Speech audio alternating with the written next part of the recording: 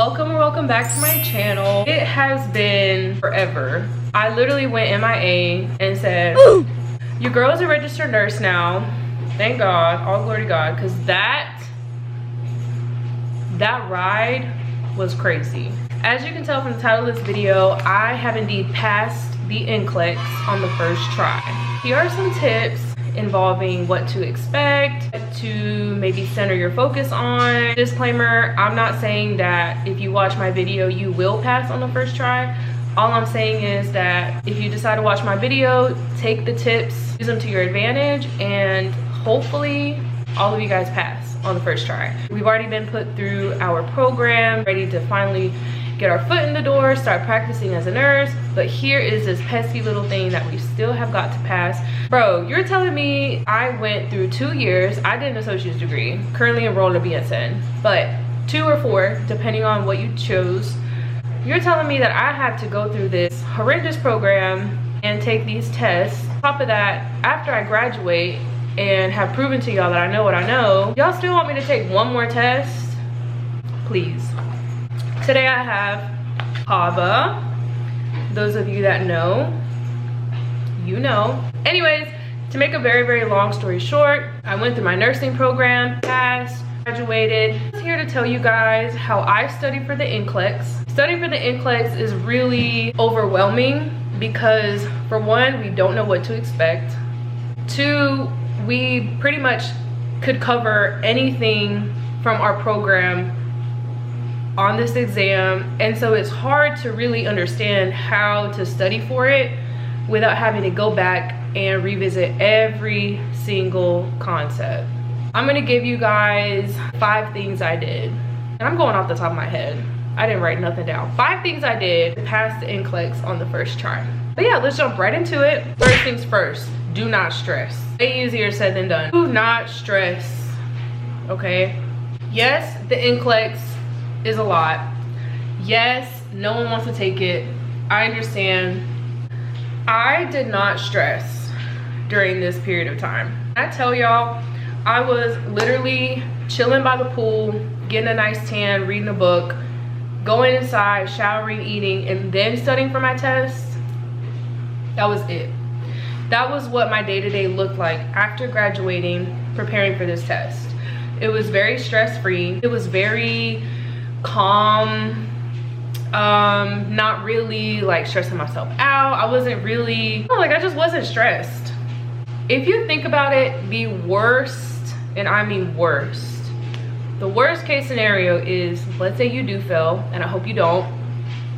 Let's say you do, right? Worst case scenario, you can take it again.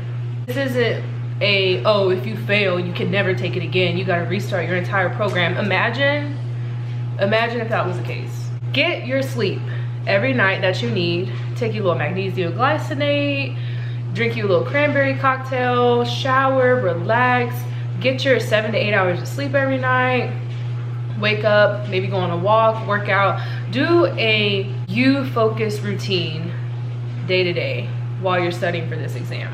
If you wake up, first thing you do is grab a cup of coffee, sit in your desk chair, and then start studying and study for hours, you are going to overwhelm yourself, and it's just going to make things 10 times harder. Okay, that's number 1. Do not stress. Number 2, questions. I cannot stress this out enough. The best way to prepare yourself for this test is doing what we've been doing this whole time. Questions. I purchased UWorld, and this isn't sponsored by UWorld, but it should be. The only reason I purchased UWorld is because, I mean, I had other options, but for some reason I just said, let's just do UWorld.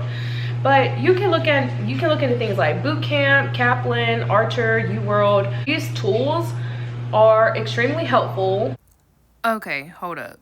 I just remembered that sometimes schools will have ATI live review sessions, and these are typically spread out, well, at least for my school, it was 3 days. And a representative from ATI comes to school and reviews some NCLEX test taking strategies. You get a free book, and you also get some codes at the end of the sessions to access plenty of question banks that they use for NCLEX. And it is also 100% free. So for those of you who do not want to purchase anything outside of school, definitely take advantage of that ATI, because I did use that as well, and I forgot to mention it in the video. You can set up a study planner depending on how long you're going to study for this test. You can set up a study planner for X amount of days, and these resources will jot down what you can cover from day to day. Yes, it's nice to do it that way, but me personally, I only did questions every single day. Some days I only did 40 questions. Other days, if I wasn't feeling it, I would just do like maybe 20 to 30. I did was, for every question that I got wrong, I would read the rationale. And when you guys do these questions, make sure you're actually taking them serious, okay? Don't just guess and go with it. Take these questions serious, because you are pretty much testing yourself to see, do I know these concepts? Do I maybe need to recover this concept, reteach myself? Take these questions seriously. Don't be doing no 100 or 200 questions a day. That is insane, please. And if you do decide to do that, make sure you're taking breaks in between, okay? Maybe do like, okay, I'm gonna do a 50 question set, and then I'm gonna get up, go to the gym, eat dinner, come back, shower, and then do another 50 questions before bed. But take the questions seriously, read each rationale, and the questions that I would get wrong, I would go back. As far as UWorld, it gives you the option of going back for that question, and then under it is the rationale, and you can read where the rationale is. Give yourself a more understanding of why you got that question wrong. If anything, it'll just refresh your mind about some information that you maybe forgot. And you guys gotta give yourself grace, because some of the concepts we covered in like first semester, second semester, like please, girl. That's number 2. Practice questions. Do them daily, okay? Number 3, Mark K. Oh my gosh. Mark K, if you're watching this, you are a game changer. So if you guys have not heard about Mark K, he is like the NCLEX god. Let me take another bite. Mark K audio lectures, specifically lecture 12. Hear me out. Mark K is an expert on taking this NCLEX. I'm not entirely too sure how he contributes to the actual NCLEX, but there is a Google Drive that I will link down below with all his lectures, all his notes. He has a blue book that he gives his, I wouldn't even say students, but he hosts his groups in Ohio. And during these group sessions, he pretty much covers test taking strategies. He covers important concepts like mental health, labor and delivery, med surg, pharmacology, substance abuse. He covers a handful of concepts that he wants you to focus on for NCLEX. I went back and looked at his first lecture, paid special attention to his 12th lecture, lecture 12. If you don't do anything, please do this. Look at Mark K lecture 12. It teaches you how to answer questions, test taking strategies like acute versus chronic, urgent versus non-urgent, stable versus unstable, expected versus unexpected signs. I promise y'all, when I was taking that NCLEX, all I could think of in my head was, okay, is this a chronic disease? Is this an acute disease? The patient presenting with this, are these symptoms expected or are they unexpected? Because y'all gotta remember, if you have a patient that comes in, I don't know, shortness of breath, but they have controlled atrial flutter, is if they have atrial flutter and all of a sudden they become unconscious, that's not expected. You know, that's urgent. That is urgent. Again, if you have a patient come in and they have pancreatitis and they're having a sharp abdominal pain, that is expected. If you don't take anything from this video, take this. Please watch Mark K lecture 12. I'm gonna put it underneath this video So please go click it. Once again, he has all his notes on there. He has all the different audio lectures on there. I'm pretty sure I watched labor and delivery. Please review some labor and delivery. I learned labor and delivery back in like 3rd semester. In a while, I forgot all about what to expect for the different phases. Nigel's rule, I think it's what it is, where you try to figure out the estimated delivery date. Mental health, I had mental health on my NCLEX. I'm not saying exactly what, but I did have mental health on my NCLEX. And that for me, once again, we had learned that way back, like 2nd semester.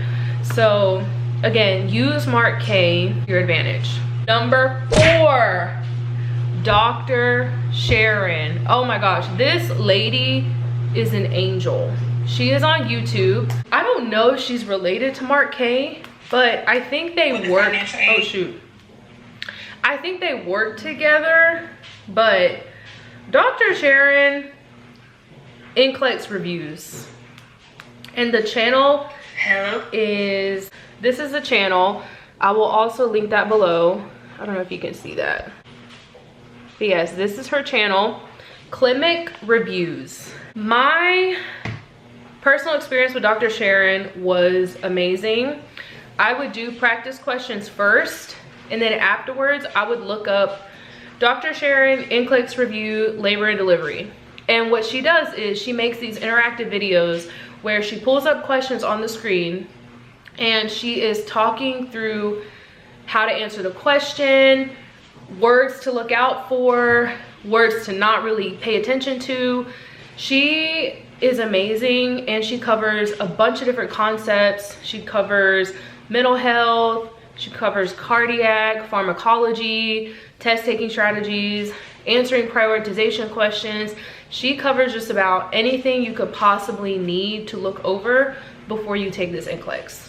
Look through her stuff, she is great. Me personally, it looks like I watched blood pressure medications. I also watched labor and delivery. Safety is big. NCLEX is all about safety. NCLEX just wants to see, are you a safe nurse? Do you know what you're doing? Listen to both Dr. Sharon and Mark K. They will explain to you how the NCLEX sets up safety questions and how to answer those properly. Also looked at NCLEX prep, antidepressants, antipsychotics. Once again, that worked out perfectly because I did have mental health and meds, management of care, health promotion and maintenance, learning how to answer fundamental NCLEX questions, must know prioritization strategies, unexpected findings, abruptio placenta and placenta previa. You guys have got to know those two. I'm just saying, okay? It may or may not have been on my exam. Those two concepts are pretty big anyway, so it's not like I'm telling you, oh, you have to know those two, the differences. And again, expected findings versus unexpected. You have to know how those present. Like, what do you do in those instances, you know? Maternity prioritization questions. And I think that's it. So yeah, check out Dr. Sharon. And last but not least, 5. I hear a lot of people say, oh, if it cuts off at 85, you passed. Has been the case, but do not go into that NCLEX thinking that if your computer doesn't shut off at 85, you failed. I say this because I did not stop at 85 questions. I did not stop at 85 questions. I actually stopped at 115 and 120. The jump, I turned off the little question counter at the top of your screen. I turned that off. I turned it back on because I wanted to take a break around 50 questions. I turned it back on when I was around 41. And that's when I was like, okay, I'm fixing to take a break at around 50 questions. For those of you that don't know, the computer automatically turns off the screen and asks you if you want to take a 30-minute break. And if yes, raise your hand and they'll come get you. But you do not have to take those breaks. You can literally take a break whenever. But it's only 2 breaks. Do not go thinking that I'm gonna pass at 85 questions, and if I don't, I failed. Not true, because y'all wanna know something? You can fail at 85 questions. Y'all don't wanna hear that, but I'm just being real. The best way to really prepare yourself for this NCLEX is to go in there knowing that you have up to 150 questions. Minimum is 85. Some people have passed at 89 questions. Some people have passed at 139 questions. This is a computer adaptive test. And if I'm not mistaken, the computer is pretty much trying to see like, okay, based on what you know, should we make it a little harder? Should we make it a little easier? Should we make it just about the same difficulty level? And so the computer is judging based on every single question that you answer. Well, you know the material. If you're a safe nurse, probably number one, are you a safe nurse? Can we give you this license? Do you know what you're doing? Prepare yourself by telling yourself, it's okay if I go all the way to 150. People have passed at 150 questions. I left the testing center thinking that I failed 100%. Literally thought that I failed. The feeling of leaving that testing center being like 95% sure that I failed was so bad. I almost convinced myself that I failed. Be prepared mentally for that, okay? Anyways, that is it for this video. I wish you all the best of luck. If you have any questions, please comment down below. If there's anything I can do to help you guys, I will try my best. Once again, I'm gonna link all the links down below to the Marquet lectures, Dr. Sharon's YouTube account. And once again, don't forget to like, comment, and subscribe to this video. Share this with any nursing friends that you guys may know that could use a little tip or two. And until next time.